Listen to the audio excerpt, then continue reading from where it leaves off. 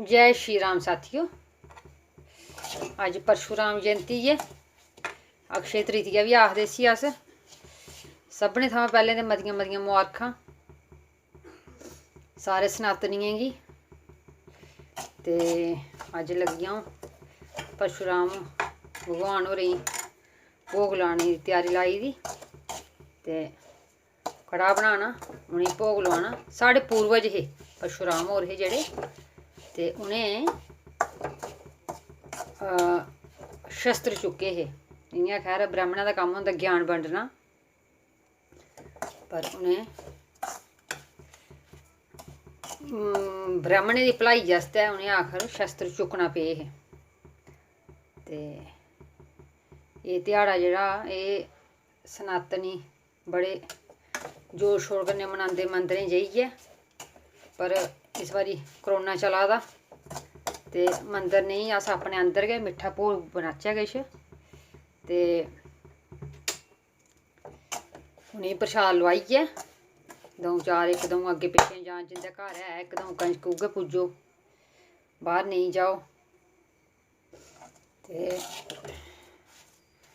भगवान अग्गें इ'यै बिनती ऐ ते इस महामारी गी मकाओ हून धरती उप्परा। बड़े घर नश्ट होई गे बड़े लोकें दे बेचारें दे, ते बड़ी महामारी दा रूप लेई चुकी दी ऐ बमारी।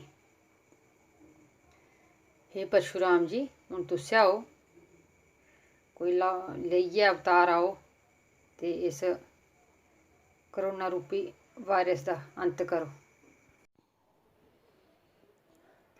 साथियो, बनी गेआ कड़ाह् ते लग्गी गेआ भगवान गी भोग बी लाई ओड़ेआ प्रशाद।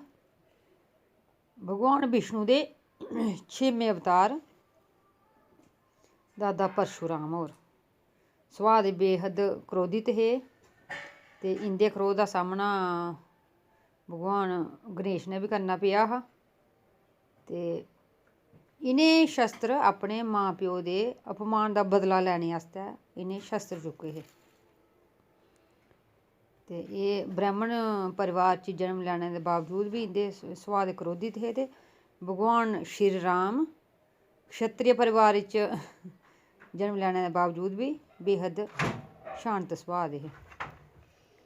ते सभनें गी मतियां मतियां मुबारखां परशुराम जयंती दियां। ते परशुराम होर गै न हून साढ़ा भला करन। जय श्री राम, जय परशुराम जी।